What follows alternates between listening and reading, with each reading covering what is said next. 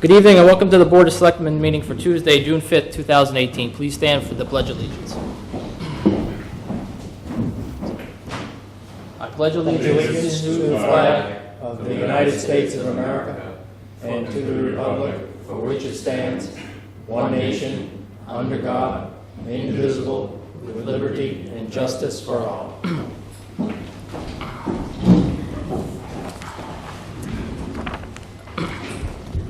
For the agenda tonight, we have some minutes to review. We're going to consider appointments to the Fire Chief Screening Committee, appointments to the Economic Development Committee, appointments to the Zoning Board, some annual various board appointments, renewal of our interagency conservation agent with Northbridge, and look into joining a lawsuit, a class action lawsuit with opiates. New bit, and then some look ahead topics. No executive session tonight. So we had a class 2 scheduled for tonight. We postponed it for another 2 weeks. So you guys ready? I'll go minutes. Okay. Yeah. I'd like to make a motion that we accept the regular and executive session meeting minutes from May 22nd. Just one question. Did you make those changes? Yes, it that we did. talked about? Okay. Yep. What line items? Just so you. No, they were. Oh. There were 2 places on the executive session minutes that Yeah. referred to past chairman Okay. Bob Fleming, and so we just swapped those out. Okay. So, A second. Been updated. Yep. The copy I have is updated. great. Yes. I think So it with was that, I'll second the motion. That'll be a unanimous action from the board. Thank you.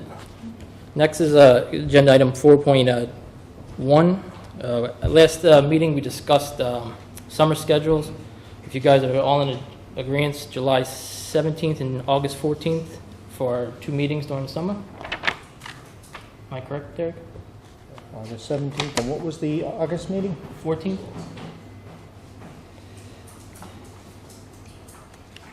Yes. I'll be leaving on the 15th, so I should be able to make the 14th. Good. We'll make it happen. Motion? Okay, make a motion. What was that first date? July 17th Okay. and August 14th. I'd like to make a motion that we set the summer schedule for July 17th and August 14th for selectmen's meetings. Second. Unanimous action. Agenda item 4.2.1 is the appointment to the Fire Chief Screening Committee. During our May 1st meeting, we decided to make up a Fire Chief Screening Committee. So far, we have Mr. Flaherty to represent FinCom. Personnel Board will be Scott Van Ralton. The Fire EMS Advisory Committee will be Zach Ward. And tonight, we're going to decide our Board of Selectmen representative and our 2 community representatives. We invited all the community representatives at the meeting tonight, and we're just going to call them up one by one so you can introduce yourselves, and if board members have any questions, they can ask at the time. Mr. Manning? Yes. Can you just introduce yourself to us? And Yeah, my name is Greg Manning, and I've lived here about a year. I have experience in city government. I used to live in California. I've interviewed for police chiefs and city managers, but not for a fire chief because we had consolidated fire, which is a number of cities. And I think I'm qualified. If you have any questions, I'd certainly be happy to answer. Just talk for just a minute about, you said police chief you've hired, and talk about that for just a... 3 police chiefs we hired. We were a small city. Can I sit down? oh yeah, Please. we were wondering why you're standing. We were a small city, well, compared to other cities. We had 10,000 people. We had, before I got there, they had police service from the county, and that was not, the people weren't happy because we were basically on the edge of the county, and we never saw anybody. And the city of Clayton had very low crime. They were among the lowest crime in the state, number 5. And so we wanted a police chief because we were a small city that had contact with the county. The first one I interviewed was from Oakland. He was a community operations officer. And so we thought that would be a good fit, and we finally hired him. And then he left, he retired. And we had another one that we wanted more, someone who had been with the county, who had experience with the county, with contact with the county, because we felt that would help us. And we did, and he lasted quite a while. Yeah. I was going to say, what was the approximate tenure of the chiefs that you hired? Not exact, just sort The of. first chief we hired, he lasted 6 years, and the last one, he lasted 12 years. Thank you. I have nothing else. Thank you, sir. Thank you. Thank you. Mrs. Kozlowski, Marcia. Sorry about that. Horrible with names.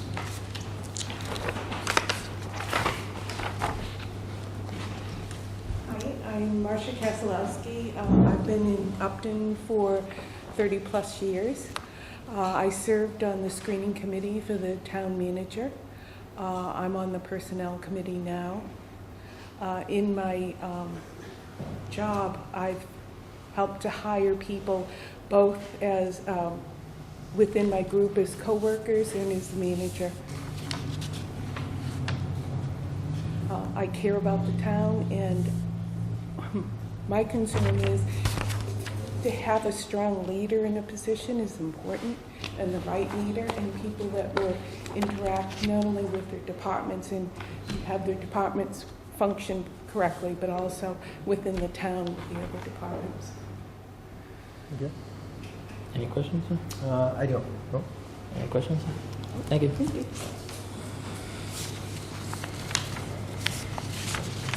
Mr. Bradford. Thank you. Yeah, Chief. My name is Michael Bradford, retired fire chief from the town of Upton. And I feel I have the qualifications to help select the next chief. I have 41 years of public service in the fire department, and as a member, I was also the highway supervisor in the town of Upton. I've lived here for, I'll say, all my life, which comes to about 71 years. Navy veteran, member of the Upton Fire Department from January 1970 till October 30th, 2010. Member of the former Board of Fire Engineers, serving as Deputy Chief from 1978 to 2001, and from Chief from 2001 to 2010. During that time, I maintained the records and budgets of the fire department for 32 years. I was a full-time fire chief from September 2001 till October of 2010. I'm a Massachusetts Fire Service Commission credentialed Chief Fire Officer in the Commonwealth of Massachusetts from 2011 to 2015. Present member of the Fire Chiefs Association of Massachusetts and a former member of the International Association of Fire Chiefs. I served as road commissioner, highway supervisor from 1986 to 2001. At that time, I transferred to become full-time fire chief. That's when Dick Henderson stepped down. And I also maintained the budgets, and during numerous absences of DPW directors, I also ran the DPW department.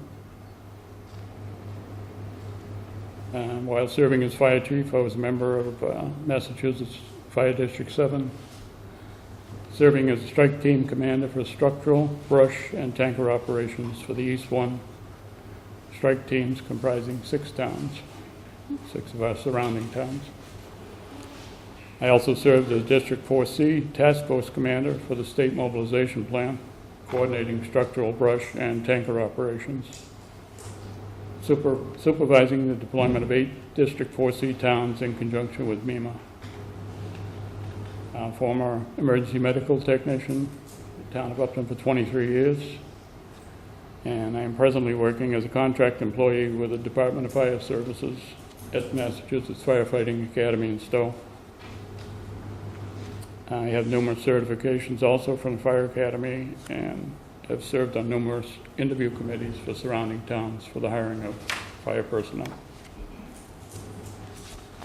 And I feel that my background would be helpful to the town in determining a new fire chief. And I have copies of those if you need them. Are they in the application? Any questions? I guess, quick question, do you see, maybe any one particular strength that you'd be looking right now in that position? I feel we need someone who is familiar with a combination department such as ours, a combination full-time and call department. There is a certain balance you have to maintain between the call force and the career force. And it can get out of balance at times, but you bring your people in and you discuss the things and you come to a conclusion that's pretty much favored by both parties. We also need a strong leader, and to me, a leader leads from the front. He has to be able to, what we would say, help his people along, take their suggestions. Not, you can't just say this is the way it's going to be, and that's why there is a certain amount of discussion that you need to have with your own people. And like I say, you have to lead from the front. You cannot lead from the back. Brett? That answered my question. Thank you. Thank you, Chief. Thank you. Mrs. Amarelli?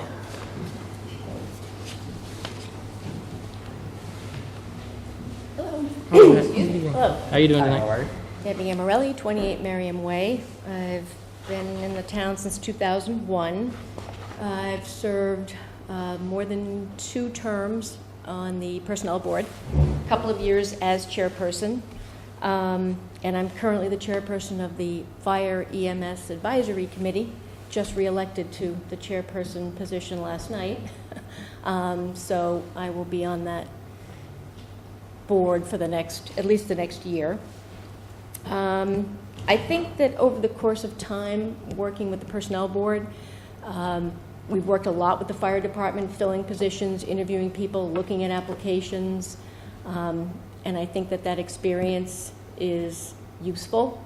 I am also an HR professional, 25 years in the business, so I've hired a few people in those years.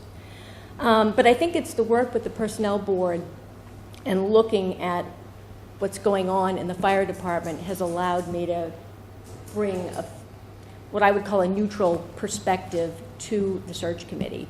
I think in the time that I've worked with the fire department, I've gained their trust and their respect. And so I think they would view me as somebody who would do what's best for the department and not necessarily have any agenda. So that's my story. Any question? No, I would just say, similar to what we asked Chief Bradford, what do you think is the most important, given where we are as a town, given where the department is? You obviously have some experience and expertise with the functioning of the department as well as personnel board issues. What's your take on what some of the important criteria are, what we're really looking for? I'm really interested in seeing what the membership has to say. Unfortunately, in the time that I've worked with the fire department, I haven't had a chance to talk to the members of the department to find out what their views are. I think there's a split between the career and the call staff, and that needs to be addressed. So I'm looking for somebody who can address those issues and bring that group together. Last night, we talked about recruiting and development for new staff that we bring onto the fire department. I would want somebody who has had experience doing that and helping to grow the department. There's a lot of opportunity for people, but not a lot of people know about it.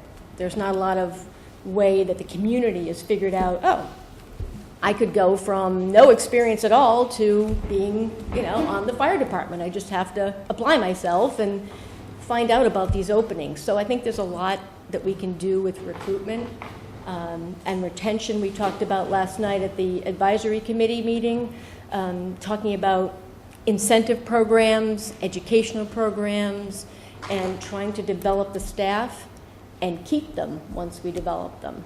So I'm looking for somebody who can do all those things. Mr. McDonald? I don't have any. Thank you. I don't see the other two candidates in the audience. Steve Reckerton did say that he was unable to make it. Okay. And the other candidate was Scott Henderson.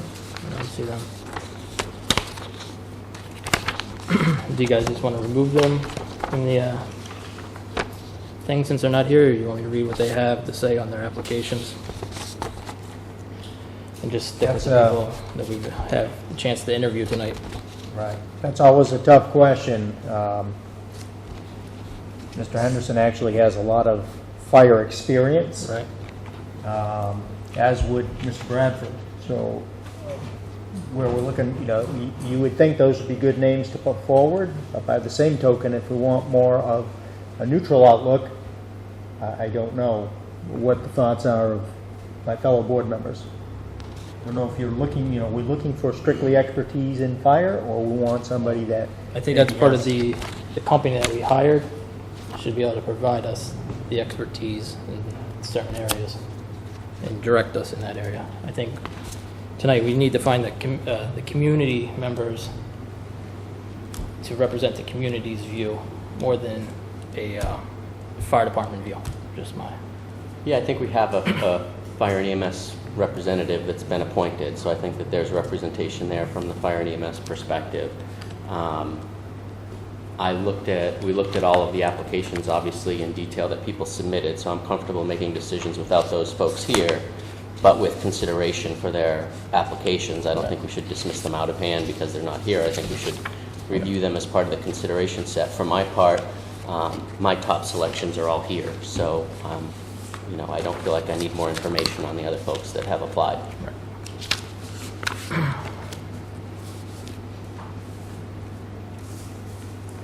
So if somebody wants to make a motion? I would make a motion to appoint Michael Bradford Sr. as resident liaison to the board, or member to the board, I should say. I'll second that. Unanimous action. Huh? Unanimous? Unanimous action. Okay, I thought you were asking me a question. No. Yes. Oh, you looked at me. Okay. And then we have one more. And then from my perspective, obviously having someone with fire department experience, somebody like Chief Bradford, represents the side of the equation that is, what are the ins and outs of the department, the history, the legacy, the relationships, the personalities, the functioning of the department, how the department is going to interact with other departments in town and what those relationships look like, and the relationships with town management, which I think are really important. So it's important to have that representation. For me, on the other side, I'd like to have somebody that has HR experience, understands the search process, can evaluate personalities, personnel, cultural fit, independent of the specific application. So from my perspective, I think Deb Amarelli meets those qualifications for me. I was thinking the same thing, but I was thinking Marcia Kozlowski.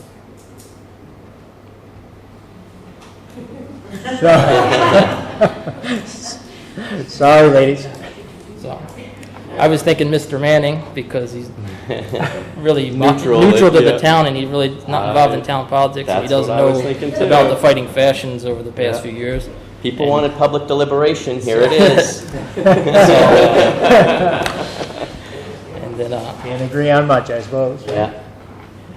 So. Yeah, I mean, my hesitation with Mr. Manning, because I saw the same thing, clearly the experience in hiring, I really value that. I appreciate the outside perspective, which I think is really valuable. It's that sort of core HR competency, coming from a corporate world where we've done a lot of hiring. I see the value in having somebody with HR expertise in the process. But I So go that- back to that's the screening committees or the company that we're paying the job to do. Yeah. Is to really do a lot of that HR Yeah. stuff for us. Yep, that's fair. Yeah. That's fair. And then we also have a member from the personnel board to represent that section too. And I think it's personality too. I think so. It's like you need to be a good judge of character and personality. So it's, sometimes it's outside the lines of what you may necessarily see on paper, Mm-hmm. or see in a quick interview or a lengthy interview. Mm-hmm. So somebody want to make a motion? And I'll make a motion that we appoint Deb Amarelli to the Fire and Chief Screening Committee. That would be a nay. you don't have a second, so how do we go from there? So we just have to. Someone else can make a motion. Yep. I'll make a motion. We appoint Marcia Kozlowski. We're back to square one. So, so you second that? No. Okay. Somebody's gonna have to give. Is there anybody else?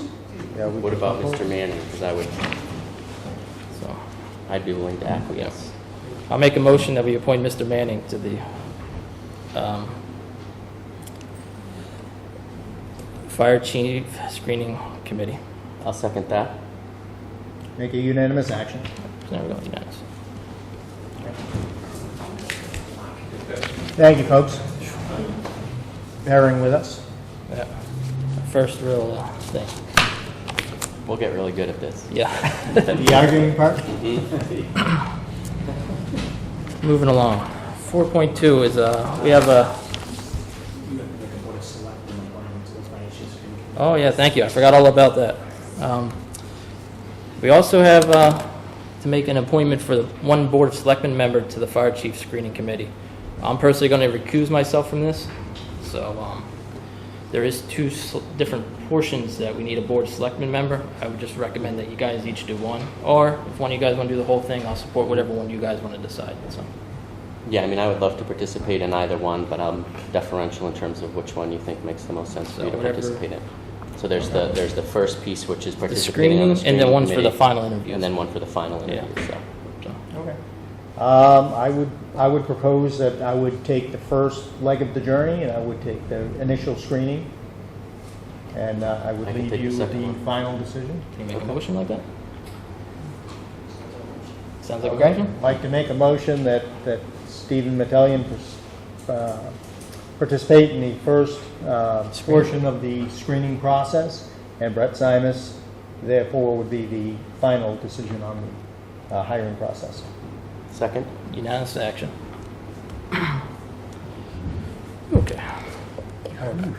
Should get easy from here, I hope. Yep. Next, we have an appointment in the Economic Development Committee. Mr. McCormick, can you please come forward? Just introduce yourself. And tell us- Hi, Bill McCormick, 30 years in Upton this November. Built my house here, raised my kids here, went to school here. They went to school here. I've been on a member of the Trust Fund Committee for several years.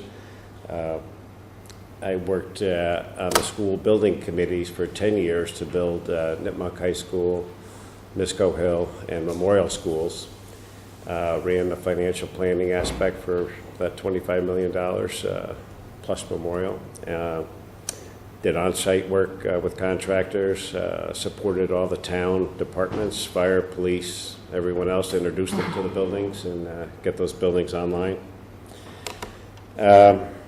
One of the co-founders of the Upton Men's Club, and it was my idea, and I raised the funds to do those Welcome to Upton signs as well. So I've been at Upton a long time, care about Upton a long time. Derek had asked me if I had interest. Other selectmen had asked me if I had interest in this committee, and I thought the answer would be yes. It's an interesting committee from the perspective of we are a small town. We need to adapt. Every town needs to adapt. Every company needs to adapt. We're not the hat factory town anymore. What are we? I guess we need to figure that out. It's interesting, some of the research that I did, that there, you know, as you all know, the master plan, 2005, there was an effort to figure out who we are, what we want to be. The water company's got a master plan. I didn't know that. Recreation's working on a new master plan. They had one, they're working on another one. So central mass planning, the town center study that was done, it goes on and on. So we've got a lot of different endpoint studies going on, and at some point, some of that needs to come together and say, so what do we do with that? What does that mean to a company or a family or someone that wants to move to Upton? Don't know the answer to those things, but I think that's part of the challenge. A lot of communities look to get a big employer, and that's going to solve your whole problem. I don't know that that's ever going to happen in Upton. I don't know that we have the infrastructure here for that. Some of these other planning documents may lead us to that at some point, where we might have enough infrastructure for large employers. So with that, I'm here to answer any questions you might have. And, Mr. Matani, okay? Kind of more of a statement. I think it's also valuable being a small business owner. I think a committee like this, very helpful that you're a business owner in town as well. So just questions about some of your interests in the properties around town. So I know you have various investment properties. I know you're a real estate agent and broker for certain properties. So do you see any sort of issues or concerns, or how can we sort of allay anybody's concern that might wonder about any conflicts that you might have? well, I think for the proposed project, that is one of the key components of this committee, as I understand it from Derek, is across the street. All the land acquisition has been done, so there should be no conflict there. Okay. Were you that, so you don't have, you're not a broker anymore on that property across the stream there that you had No, for it's sale? not listed, it's under agreement with the town. Okay. That's what I wasn't sure about. Okay. Great. Any more questions? No, I'm good. No, my colleagues asked all the Thank you. questions. Would you like to make a motion? Yep. I'd like to make a motion to appoint Bill McCormick to the Economic Development Committee.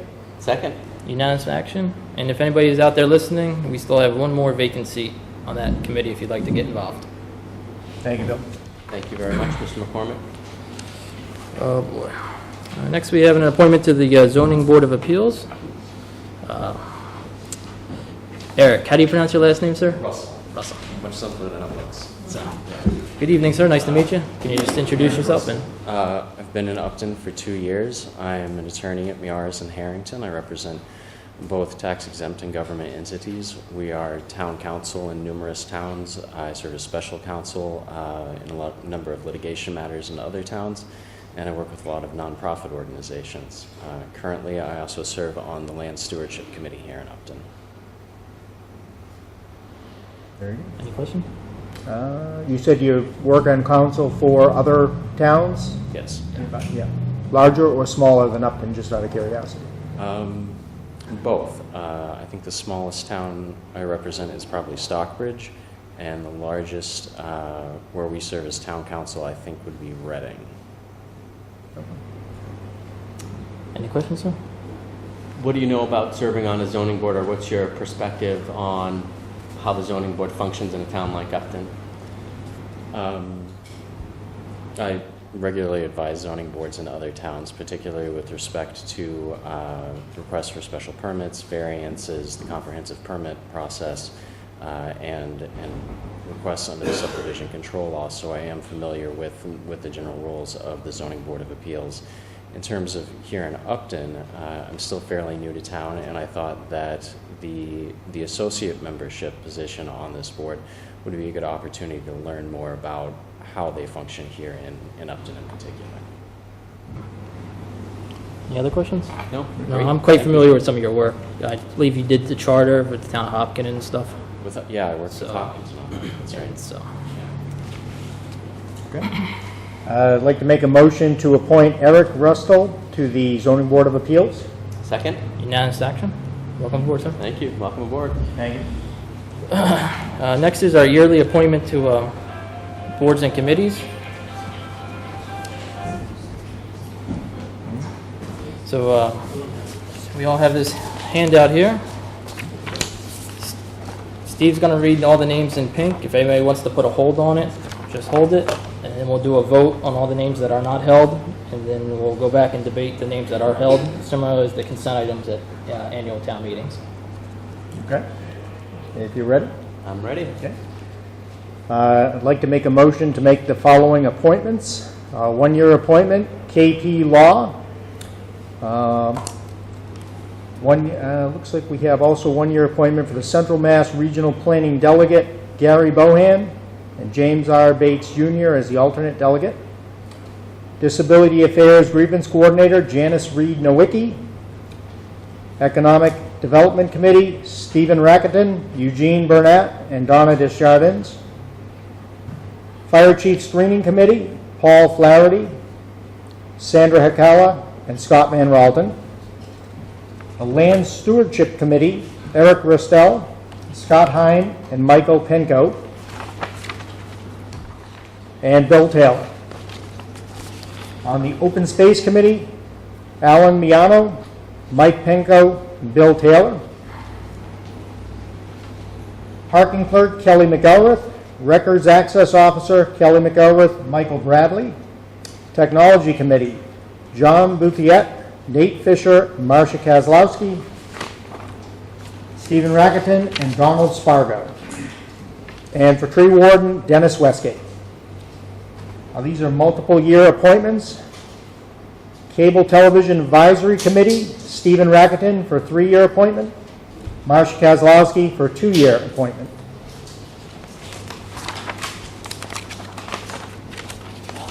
Alan Miano for 3-year appointment, Scott Hine for 3-year appointment. That would be for the Community Preservation Committee. Council of Aging, Margaret Watson for 2-year appointment, Elizabeth Consigli for a 3-year appointment, Grace Wadsworth for a 3-year appointment, Paula Lepore for a 3-year appointment, Judy Pitts for a 2-year appointment, Greg Manning for a 3-year appointment. Custodian of Tax Title Properties, Kenneth Glowacki, 3-year appointment. Disability Commission, Karen Antinarelli for a 3-year appointment. Paula Lepore for a 3-year appointment. And Christine Scott for a 3-year appointment. For Finance Committee, Paul Flaherty, 3-year appointment. And Sean Craig for a 2-year appointment. Hold. Fire and EMS Advisory Committee. Looks like we have Doug Cook for a 2-year appointment. And Forest Fire Warden Michael Marchand for a 1-year appointment. Historical Commission, Joan Burrill for a 3-year appointment. Donna Desjardins for a 3-year appointment. Russell Wood for a 1-year appointment. And for OPEB Trust Commissioners Fund, or Trust Commissioners Fund, I guess. Kenny Costa, Ken Glowacki for a 2-year, and the chair of the BOS for a 3-year term. For Kenny Costa, that would have been a 1-year appointment. I think I missed that. I think the chair is a 1-year appointment too, isn't it? Is the chair of the BOS 1 year? Sandy? Yes. Yeah. Okay, let me make that correction. So for that would be on the OPEB Trust Commissioners Trust, chair of the BOS, 1-year appointment. For the Personnel Board, Michelle Rivers for a 1-year appointment, Scott Van Ralton for a 2-year appointment, Marcia Kozlowski for a 3-year appointment, Nathaniel Fisher for a 3-year appointment. And Register of Voters, Joseph Poirier for a 3-year appointment, Margaret Leneri for a 2-year appointment.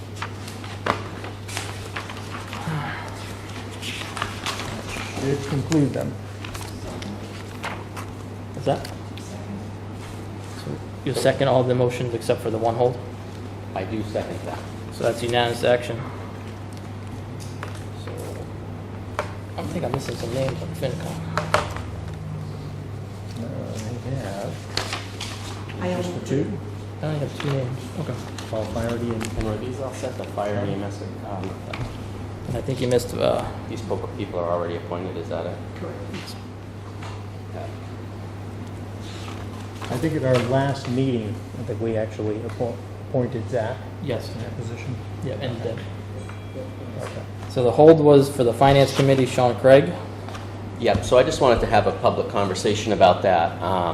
It seems like over the next few years, in talking to Chairman Flaherty, there's some interest in transitioning or retiring, and we'll obviously have to work with him on that regard. But as we think about succession planning on an important board like Finance Committee, I think it's important that we get somebody in there that has experience more broadly and more specifically around some of the Finance Committee issues, and also has a willingness and the time commitment and is willing to make the time commitment to play a chairman role. And I think that having someone that could learn for the next couple of years to do that, and or for the existing members to do that, is important. I know Mr. Craig is a personal friend. I know him well. I have all the respect in the world for him. But I know that he's busy and made 4 of 8 meetings last year and wasn't able to make town meeting. I know all those weren't critical meetings. I'm not disparaging him at all. I just have some concern that as we think about members and we think about succession planning, that we want to get somebody that is able to make the meetings and also has the potential to play a bigger role in the Finance Committee over time. I know of a resident in town that's interested in putting in an application but didn't because they didn't think there were any openings. I would love to encourage that person to apply, and we could review their qualifications and have a discussion about this. So I would recommend that we delay the installation or the reappointment of Sean Craig until we can have that discussion, and then we can make that appointment in our next meeting. I think one thing I would add to that, I served on FinCom. I think it's a great committee, and I think that we really should have more people that actually participate in the meetings, come to the meetings. I don't know if there would be interest in increasing the number of members from 5 to 7. Years ago, it was a 9-member board. So again, I don't know if there's interest, which would be sufficient to increase it to a 7-person or 7-member board. So that may be something that we could talk about, get some feedback. Again, at this point, we don't have, there's not exactly, a glut of candidates that are looking to serve. So Sean certainly has the experience. Yeah, and I think taking a couple of weeks to have those conversations would be great. It doesn't hurt us, and if it ends up that Sean's the most qualified and best person, we do that. If we may have some conversation about expanding the board membership to accommodate some succession planning, then we can do that. So I'm very open-minded. So Sean turned in his paperwork. He asked to be reappointed. Yes. Yes.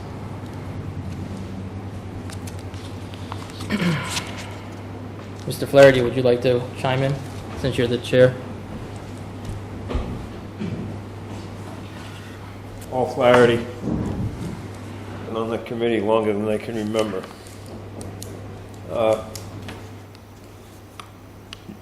There's 2 or 3 things going here, from what I've heard.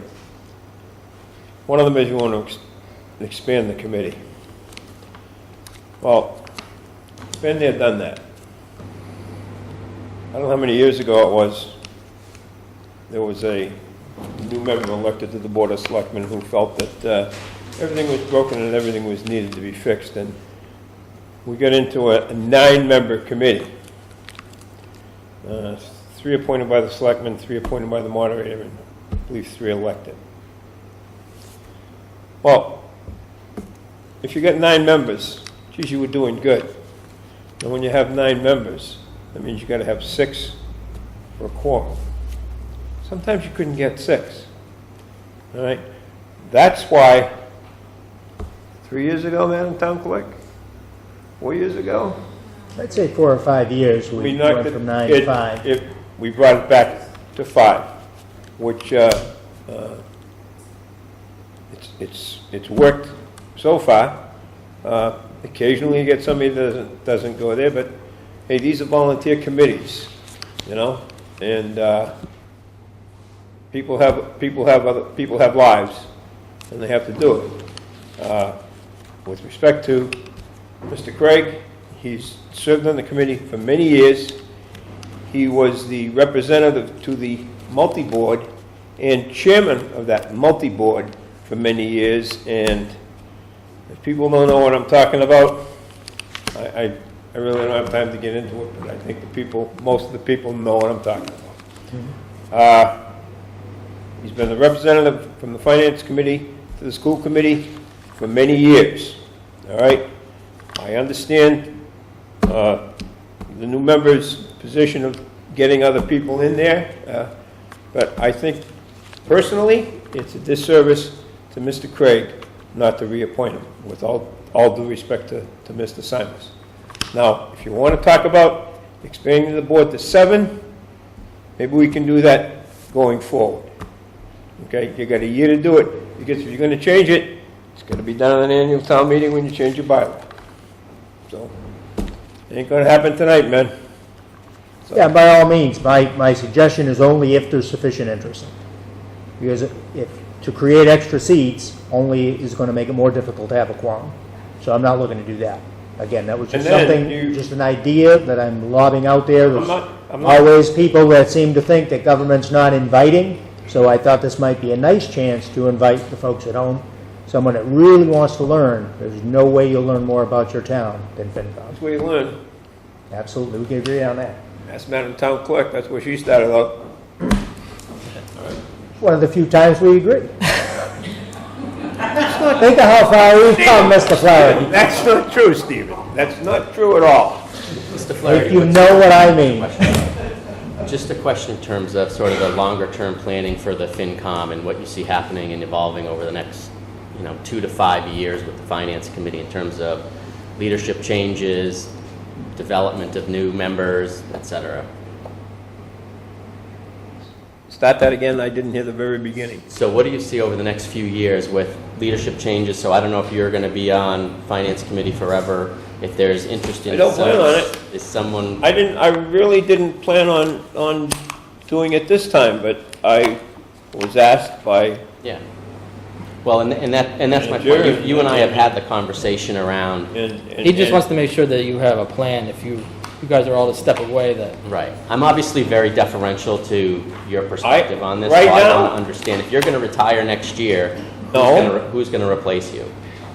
Mr. McGuire's been there a while. Nick's been there quite a while. Mm-hmm. They could do it, Mm-hmm. okay? Have you asked those folks if they would be interested in serving as chair? We had a discussion about it Mm-hmm. off the record at the last meeting. What was their interest level? That's why I got to be chairman. Answer your question. And Mr. McGuire Okay. is moving up through the ranks, and he's going to be the co-chairman. Am I right, Mr. McGuire? That's correct. Good to hear. And on Thursday, I'm going to the Finance Forum, which is a training for new finance members put on by the state treasurer. That's an important piece of information to have, Mr. Flaherty. I appreciate that. In all due respect, this isn't rocket science. I tell people that. This isn't rocket science. If you only have $1,000, you can't spend 1,010. Basically, what the Finance Committee does is they look at everything, determine how much money is available to spend, and put in their 2 cents as to where they think it should go. All right? When it comes right down to it, there's not a lot of places where there's a lot of wiggle room. You have contractual obligations, you have basic boilerplate stuff, and that's pretty much what our budget is. Am I correct, Mr. Manager? Yeah, you're absolutely right. It's the vast majority of our budget, fixed costs and wages. So my primary concerns were simply succession management as well as development of new talent and leadership within the Finance Committee. So you've answered and addressed that. So I would make a Hey, motion. we could all, I could drop dead tomorrow. What are you going to do then? Somebody else will do it, right? Same could happen to anybody in this room. I make a motion that we appoint Sean Craig to a 2-year appointment on Finance Committee. Second motion. Unanimous action. Yeah, I was going to say, I know Sean Craig personally, and I know he's also the chairman of the VFW, and last year he had a lot going on. So. Absolutely, and Yeah. it's not about Sean at all. Yep. I know him well, and he's great.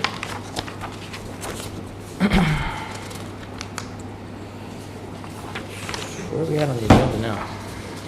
Okay. Intermunicipal. 4.4, Managers report to me? the conservation agent, Yeah, IMA. yeah, thank you.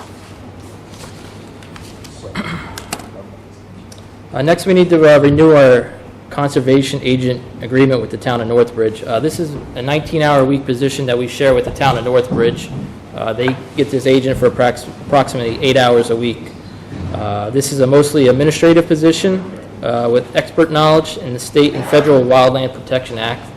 This position also oversees the enforcement of our stormwater bylaws, compiles reports, and submits the annual budget for the Conservation Committee.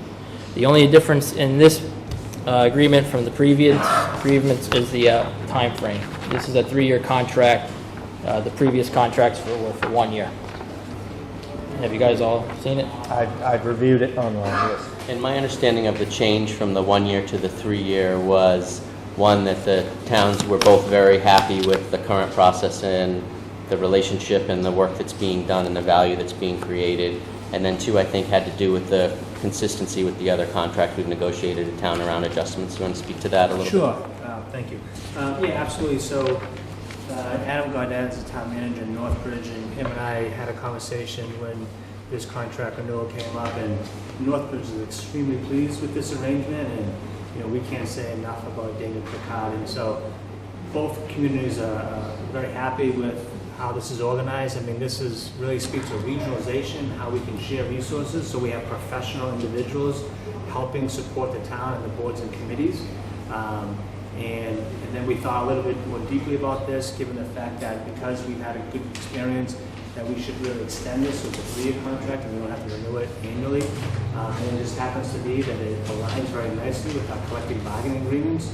And this is helpful for Northbridge because they can then go ahead and program their budget for the next 3 years because we have an agreement signed, and that agreement, as far as wage increases, correlates exactly to our CBA.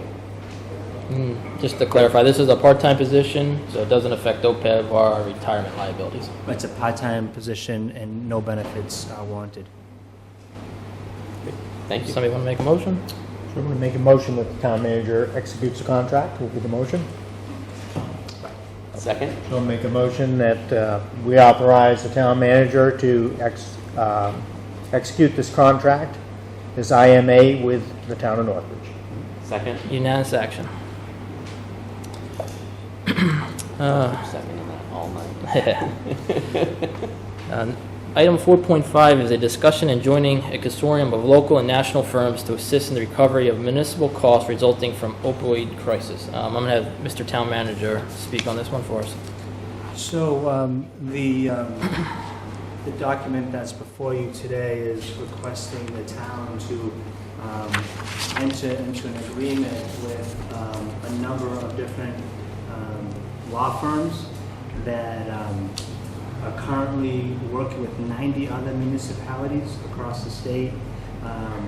They were in a lawsuit to go after the pharmaceutical companies that are the manufacturers for the opioids and are direct link to the opioid epidemic that many Massachusetts municipalities, but many municipalities across the country are experiencing. This is a no-cost legal engagement.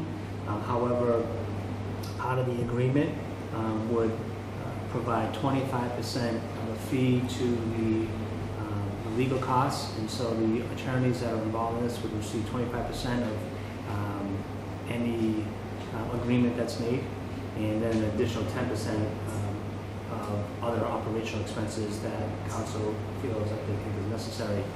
The remaining 65% that could potentially be awarded to these municipalities would then go back to the municipalities.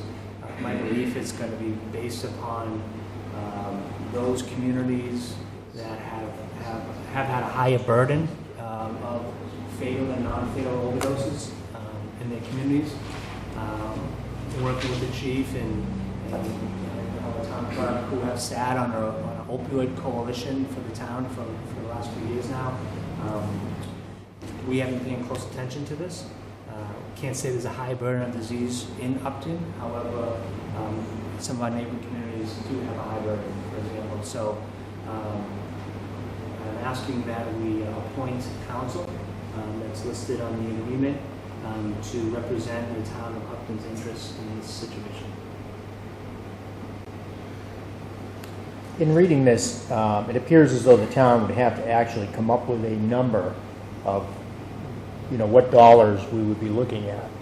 Do we have any way to put together a number that we can attach to what the cost of opioid addiction and overdose or deaths? We could probably start with the 7,000 that we appointed at annual town meeting a few years ago. I think your question is the number relative to the burden that overdoses have placed on the town of Upton, correct? Yes, on our services. Yeah, so ultimately, once we enter into this agreement, ultimately what will happen is that information requests will be heard. And I think we'll start with our EMS run calls.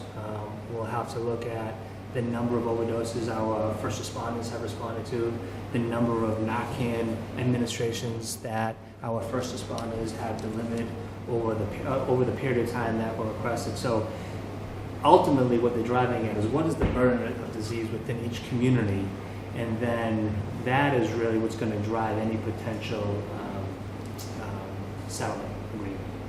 And so there'll be a little bit of work on our part to try to identify those situations. I talked to the chief. I think we have had a couple overdoses in the past couple of years in the community. I think oftentimes what happens is many residents in the surrounding areas, they travel to the urban centers to find whether it's pharmaceutical pills or heroin for IV drug use. So we may not see it directly impact our first responders, but certainly we'll see it in the homes of people misusing drugs.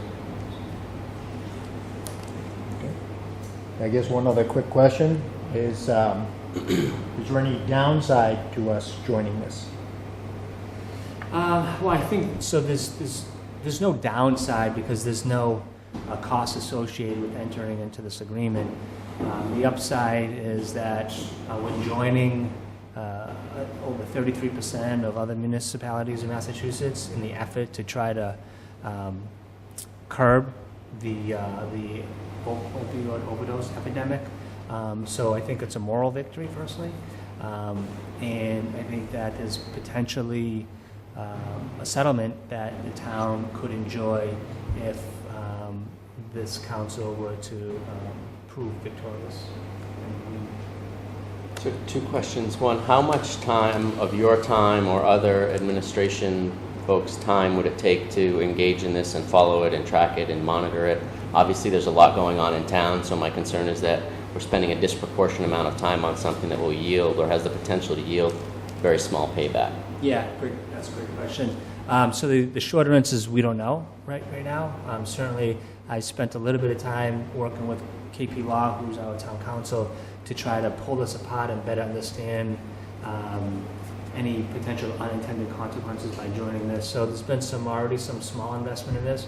I think the large investment will be with our fire and police agencies to try to look through data and try to identify, again, what the impact has been in our community, because it's that demonstrating that impact is what potentially could bear any fruits on the road. So it's really hard to say. And if Chief Bradley was here right now, he better answer that question, because it could be as simple as just running a report, through the mail and dispatch. And where would any settlements be paid out of? Where does that funding come from? It would be through the pharmaceutical agencies. Much like if you think about what happened in the late 90s when there was a class action lawsuit against the big tobacco companies, and they paid out billions of dollars to the states across the country to be used towards tobacco prevention and prevention strategies and cessation strategies. Okay, that's helpful. I just wanted to make sure it wasn't coming out of state or federal funding and therefore taxpayers' money. So that's good to know. Yeah. That's it. You have any questions? Brett kind of answered it. I know this town is fortunate. We don't have many overdoses in a year, so we're not really going to see a big return compared to your bigger inner cities that have 10 overdoses a day. We maybe have 4 or 5 a year. Do you know how many years this is going back? I don't know. I'm not exactly certain. Because I know I saw, is this the same lawyer that won the tobacco lawsuit you were talking about earlier? From like Alabama or somewhere down This is south? the tobacco lawsuit. Yeah. Is it tobacco?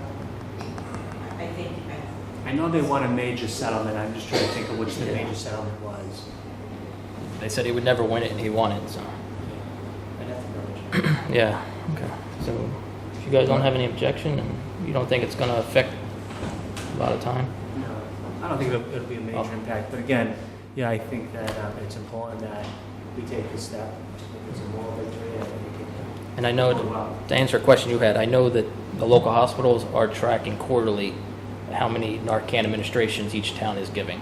Great. So our town's already tracking that, so it Yeah. probably isn't much for them to be able to. Great, yeah, and I'm give sure, that- sure police, fire, and EMS between the three of them, and that there's Yeah. relatively easy access to this data, so it wouldn't be burdensome from a time perspective, so that's great. I think where it all comes through 911 dispatch, I think that data is probably, I don't want to say easy, but it's probably attainable. Yeah, great. So if we could have a motion to appoint those law firms to represent the town's interests. Do you have those? I can. No, all we have is Kate. Yeah, I don't have it broken out. Okay, right from the top. And then there's a couple more below. Sweeney, Okay. Merrigan, and Rodman, and Sandman. Okay, you want to make the motion then? There's one in front of it as well, so I guess I'll read them all. Make a motion to appoint the following law firms to help in litigation regarding the opioid epidemic. Levin, Pompontanio, Thomas, Mitchell, Rafferty, and Proctor out of Pensacola, Florida. Sweeney, Merrigan Law out of Boston, Mass. Rodman, and Sandman out of Malden, Mass. Green, Ketchum, Farrell, Bailey, and Tweel out of Huntington, West Virginia. Barron and Budd out of Dallas, Texas. And Hill, Peterson, Carper B. Deitzler out of Charleston, West Virginia. Wrong way. Oh boy. All right. And also Powell and Magistro out of Charleston, West Virginia. McHugh Fuller Law Group out of Hattiesburg, Mississippi. And KP Law out of Boston, Massachusetts. Second. Unanimous action? So. Any new business, Chris? Any new business? I don't have anything other than what we spoke of earlier. You know, perhaps that membership to the committee. But Okay. again, We it's can just put that on as a future look-ahead yeah, topic. it's just a thinking out loud. Hey, anybody from the audience like to say anything? Come forward. Thank you. I'm Pamela Goodwin. I live at Coach Road.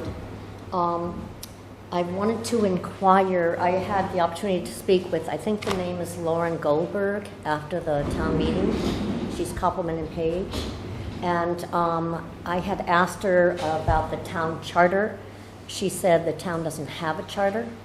And the reason it's relevant is Attorney Annette Duke from the Mass Law Reform had said the charter of the town needs to be looked into before anything can be promulgated in terms of a resident commissioner in the state housing.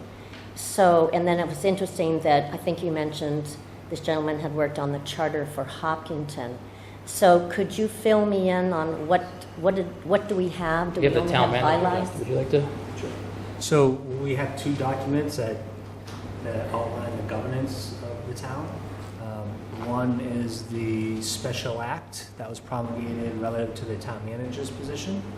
And then the second document is found within our general bylaws, which outlines the makeup of our finance committee, roles and responsibilities, and various other boards and committees. But we do not have a town charter. Okay. She did talk to me about the Town Manager Act. She mentioned that, and I didn't think that was at all a charter. It's not. Right, okay. So you're saying the general bylaws is what the town is pretty much operating on, the bylaws? That's right. Okay. Would there be a plan to try to draw up a charter, or would I need to go back to Attorney Annette Duke, because there's a webinar coming up now anyway, and just ask what's the other opportunity? Like, what is the other option from the state viewpoint?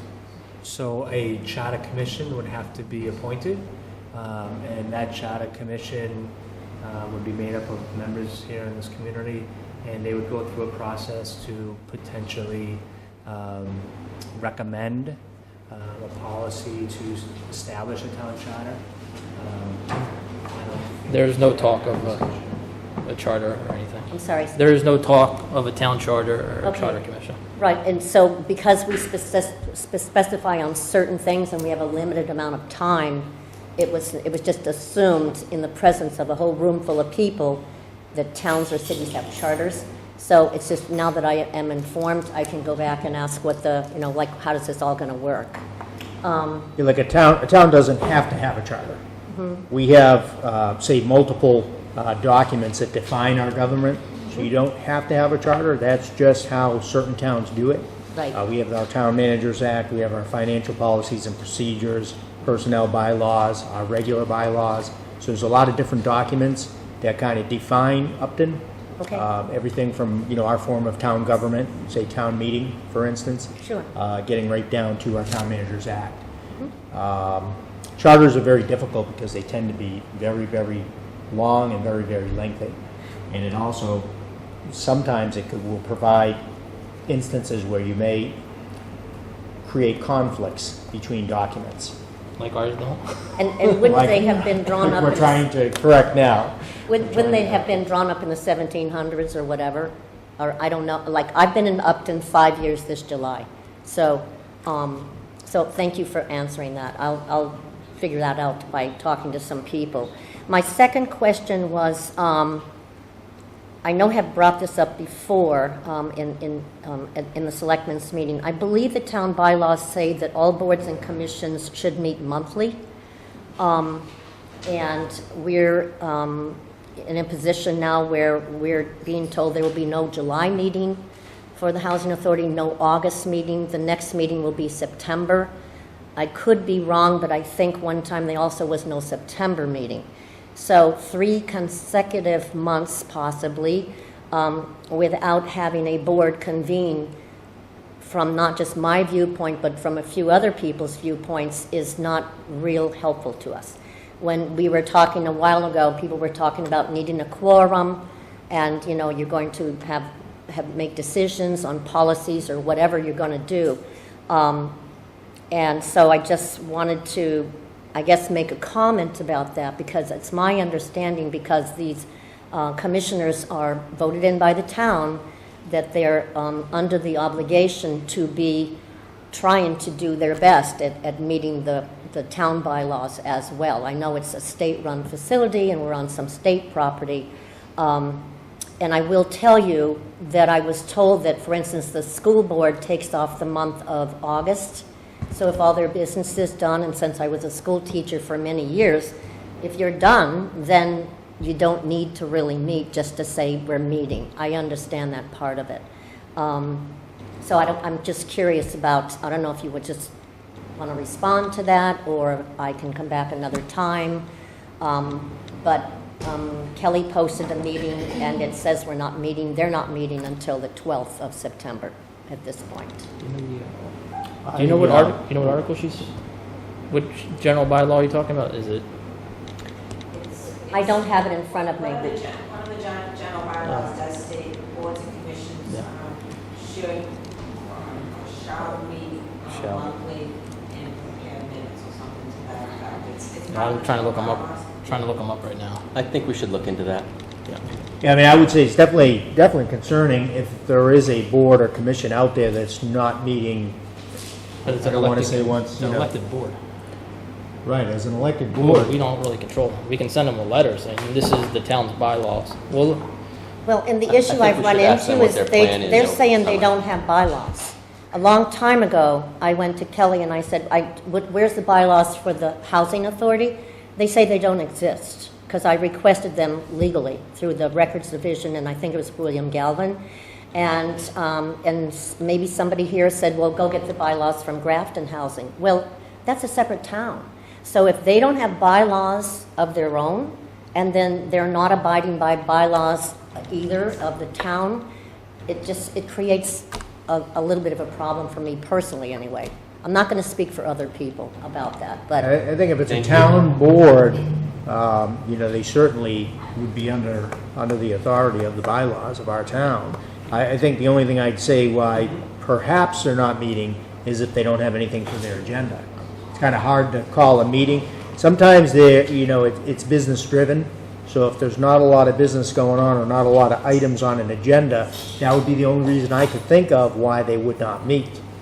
I think it's probably, I defer to you guys, but I'm not sure it's worth speculating why they may or may not be having a meeting or whether or not they're having meetings. I would think we would take it offline and talk with them and come back to the next meeting prepared to discuss this and put it on the agenda and/or discuss it as part of our open discussion. And I will say that only recently, I don't know what I even mean by recently, is there now an agenda that says old business, new business, a chance for other people to present any questions or concerns? The agenda's never looked like that. So, We're going to let, On this Sure. board or other boards? on the housing board, Oh, on the over housing. there. Yeah, I'm like I sorry. said, we don't control that board. It's I know an you elected don't. board, Yeah, so. I understand. And we'll look A lot into of it, people say they- we'll look into it, we'll send them a letter saying this is the town's general bylaws, you need to follow them, so. Thank you. Okay. I didn't know if Mr. Brindisi had a Well, thought. I just wanted to just state for the record that I'm looking at the town's website, and our town clerk posts all of our agendas, and there's a meeting that's posted by the Housing Authority slated for June 13th at 6 p.m. at 4 Hartford Ave North. On the agenda, it has item number 4 for old business and item number 5 for new business. To your question, they do note that the next meeting after the June 13th meeting is scheduled for September 12th. And it originally said the meeting was on the 6th, which we thought it was, and then it had to be corrected to the 13th. Our meeting should be the second Wednesday, and so we thought it was this week, and now it's the... I think they're only Correct. required It's to been post it corrected. 48 hours in advance. So as Pardon? long as it's posted 48 hours in advance, it's a legal meeting. Yeah, I understand that. Yeah, it was wrong, and then it had to be corrected because Kelly called me today. So, thank you for your time. Oh, no. Yes, thank you. Anybody else? Any future look-ahead topics that we don't have on the list? What's that? Maybe I'm ahead of the game here, I don't know. Mr. Manager and I, we talked earlier about any more transfers that may have to take place. And understand you can do this from into 15 days into the next fiscal year. So the Finance Committee is posted for June 20th, just to address any potential transfers. So, Mr. Manager, I can handle this. Well, we would expect to have year-end transfers, a few more, certainly from the DPW. They're looking through their numbers, they're just trying to wait a little longer so they can make sure they have all their invoices, and potentially from fire and police. So we hope that we'll have all of our year-end transfers for June 19th, that meeting, which would tie in nicely with the FinCom meeting on June 20th. Which doesn't go along with the July 17th meeting of the Board of Selectmen. We'll just have to meet real quick. And Basically what you're saying is we have to make sure that those transfers are ready for our board meeting. Otherwise, we will miss the window of time in I July. believe the statute is 15 days. 15 days. 15 days into the subsequent fiscal year. So, We would just- worst case scenario, we would just have to meet. convene the board to do any year-end transfers prior to July 15th. That's the worst case scenario. But we're doing our best to try to make sure that we don't have to do that, and we have everything presented on June 19th. That's our goal. It's a great approach. Yeah. Anything else, Mr. Steins? Not in new business, no. Look ahead topics. Yeah, look-ahead topics? Talked about year-end budget transfers, 4 of them listed here. Yeah, Do you that's have going the to be same- on the future agendas. Oh, that's what look-ahead topics is? Yes. Okay, great. Anything else? I have nothing else. Take a motion to adjourn. Make a motion. And I just want to just make sure that we are still We have KP Law coming in next Yes. Tuesday for a joint meeting with the planning board to discuss marijuana regulations. Yes.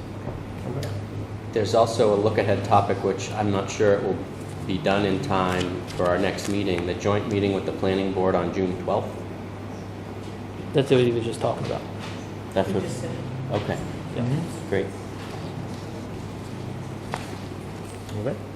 Make a motion to adjourn? Oops, sorry. Second. That's a yes action. So used to that. Thank you. Okay.